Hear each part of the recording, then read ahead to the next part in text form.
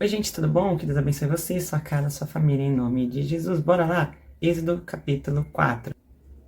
Então respondeu Moisés e disse: Mas eis que me não crerão, nem ouvirão a minha voz, porque dirão: O Senhor não te apareceu. E o Senhor disse-lhe: Que é isso na tua mão? E ele disse: Uma vara. E ele disse: Lança na terra. E ele a lançou na terra e tornou-se em cobra. E Moisés fugia dela. Então disse o Senhor a Moisés: Estende a mão e pega-lhe pela cauda. E estendeu a mão e pegou-lhe pela cauda, e tornou-se em vara na sua mão, para que creiam que te apareceu o Senhor, o Deus de seus pais, o Deus de Abraão, o Deus de Isaque, o Deus de Jacó.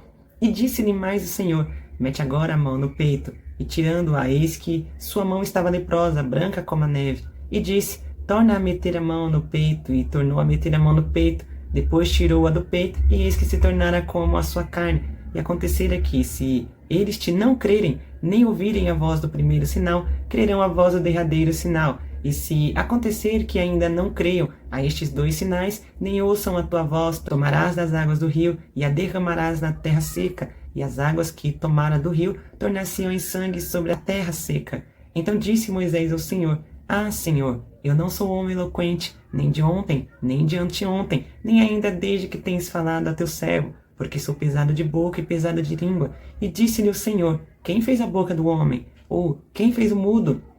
Ou o surdo? Ou que vê? Ou o cego? Não sou eu, o Senhor? Vai, pois, agora, e eu serei com a tua boca, e te ensinarei o que hás de falar. Ele, porém, disse: Ah, Senhor, envia por mão daquele a quem tu hás de enviar. Então se acendeu a ira do Senhor contra Moisés e disse: Não é Arão, o levita teu irmão? Eu sei que ele falará muito bem, e eis que ele também sai ao teu encontro, e vendo-te, se alegrará em seu coração. E tu lhe falarás e porás as palavras na sua boca, e eu serei com a tua boca e com a sua boca, ensinando-vos o que haveis de fazer. E ele falará por ti ao povo, e acontecerá que ele te será por boca, e tu lhe serás por Deus. Toma, pois, esta vara na tua mão, com que farás os sinais. Bom, eu vou dar uma parada aqui, porque lembra dessa epígrafe aqui?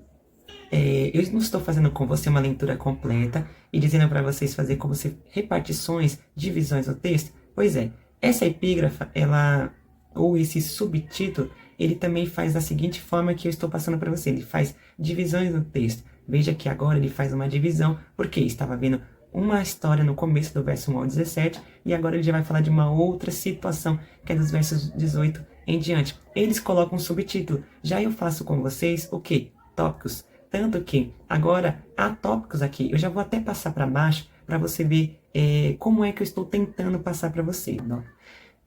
Você vai ver que no texto está sendo dito insegurança, porque o Moisés está inseguro em relação a ter que tirar o povo do Egito. Logo, o Senhor vai estar dando para ele o quê? Uma certa capacitação, poder ou preparo.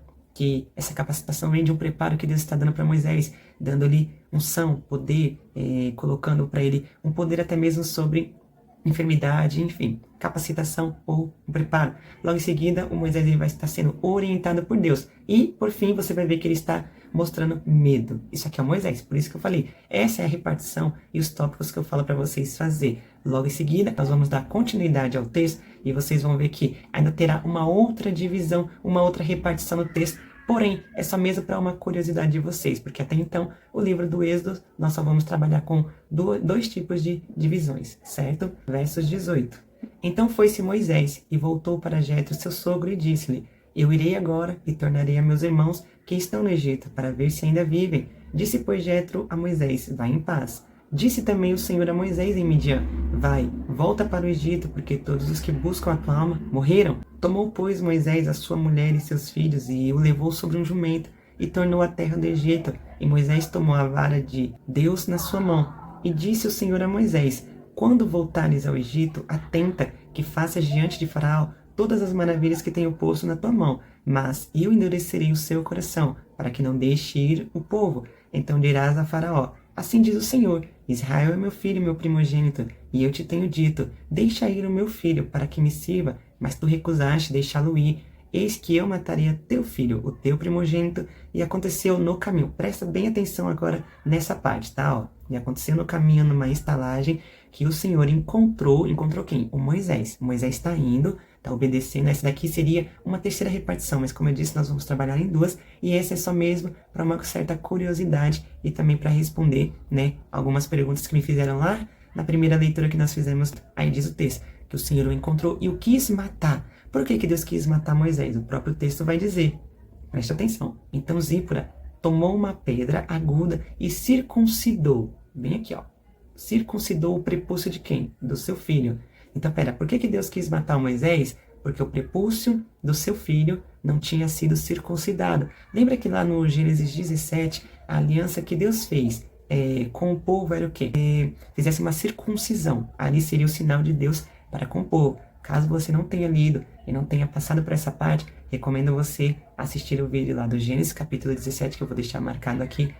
Recomendo que você vá lá para que você tenha um pouco mais de compreensão do que aquilo que nós queremos estar passando aqui para você, senão você vai ficar um pouco perdido, tá? Então veja, o que ela vai fazer a Zípora quando Deus quer matar o pai, o Moisés? Ela vai pegar uma pedra aguda, ela vai circuncidar o prepúcio de seu filho e o lançou aos seus pés de quem? De Moisés. Então é como se na raiva, ou então naquela furia, né, aquela tensão toda, ela pega, circuncida o menino, que também não é fácil, é uma dor, né, para criança, e joga, né, aos pés do prepúcio do menino do seu pai, o Moisés.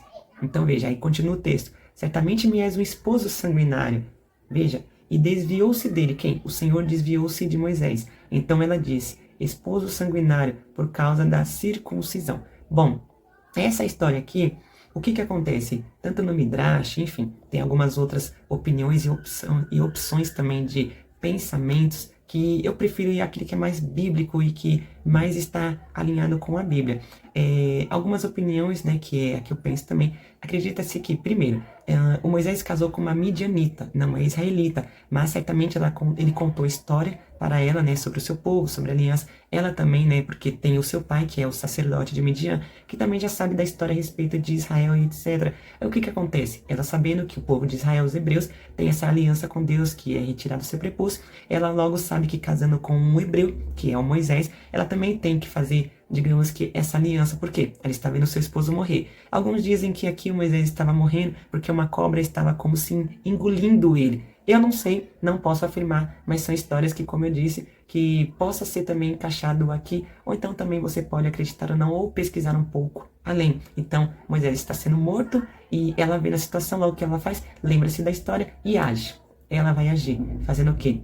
Indo até o seu filho e entendeu que o seu filho precisa ser circuncidado. Pronto, ela circuncida, mas mesmo assim, ela olha para o seu esposo e fala, esposo sanguinário, Mas aqui é uma reação, certo? Não é que ela está tentando bater, matar Moisés. Não, simplesmente é uma reação que ela está tendo que eu acho que qualquer outra mãe e esposa no seu lugar também teria. Por quê? Ela está vendo o seu esposo morrer, o pai do seu filho, né, que é o seu esposo morrer, e também ela está vendo que o seu filho irá passar por uma situação de dor, mas ela age. Pronto? Resolvida aqui essa situação. Continuando o texto, verso 27. Disse também o Senhor a Arão, vai ao encontro de Moisés ao deserto. E ele foi e encontrou-o no monte de Deus e o beijou. E anunciou a Moisés a Arão todas as palavras do Senhor que o enviara e todos os sinais que lhe mandara. Então foram Moisés e Arão e ajuntaram todos os anciões dos filhos de Israel. E Arão falou todas as palavras que o Senhor falara a Moisés e fez os sinais perante os olhos do povo. E o povo creu, e ouviram que o Senhor visitava os filhos de Israel, e que via a sua aflição, e inclinaram-se e adoraram. Bom, nessa segunda repartição, o que está acontecendo? Primeiro, diminuir a tela aqui, pronto. Novamente, lembra que eu falei para você que você tem que juntar essa segunda parte aqui, tá? Que é tudo isso daqui, com essa primeira? Pois é, então veja, o texto, ele vai estar nos informando agora que o Moisés agora está tendo coragem, ele está indo, obedecendo, que é ao contrário do quê? Do medo, que vem aqui, ó, na nossa primeira repartição, certo? Logo em seguida, o texto também está informando o quê? Que o Moisés, ele está sendo enviado, agora que é o inverso de que antes ele estava sendo o quê? Orientado, aqui, ó, orientado, ele está sendo enviado após ter recebido orientação, certo? Outra coisa, o Moisés agora ele tem segurança ou uma certa firmeza, porque Deus falou com ele e antes ele estava o quê? Inseguro. Aqui, ó, o Senhor deu para ele essa capacitação, que também está aqui, ó, logo no segundo, né? Capacitação ou preparo. Bom, após você fazer essa divisão e essa junção dos primeiros tópicos com o segundo, logo você faz a sua conclusão. É assim que você vai montando uma mensagem, porém de uma forma bem básica mesmo. Como eu disse, nós estamos indo por etapa. Agora é o capítulo 4 ainda do livro do Êxodo, tá bom? E você tem que ir acompanhando os livros. Até chegar nos livros a mais, Mateus, etc., nós vamos estar em um outro nível, certo? Mas eu não posso também ir tão além e ir rápido com você, porque uma pessoa que está aprendendo, ela não vai sair, sabe, sugando todas as informações de uma vez. Então, nós vamos por etapa, cada livro é um aprendizado, cada leitura é um outro aprendizado. E como eu disse, depois de fazer as repartições e os tópicos, junte os dois e faça o resumo e a sua conclusão e chegue até Cristo. Não se esqueça, aponte o texto a Cristo. E outra coisa, próximo capítulo, que é o capítulo 5, eu vou apenas ler o texto com vocês, não vou fazer repartição e também não vou dar os tópicos para você. Eu vou deixar você fazer e, se você conseguir, coloca aqui embaixo, comenta e não se esquece, curte o vídeo, compartilhe se assim você achar que está sendo edificante para você, edifique outra pessoa também. Se inscreva no canal, tá bom? Inscreva-se aqui no canal, que Deus nos abençoe, que Deus te abençoe. Te vejo no próximo capítulo, em nome de Jesus.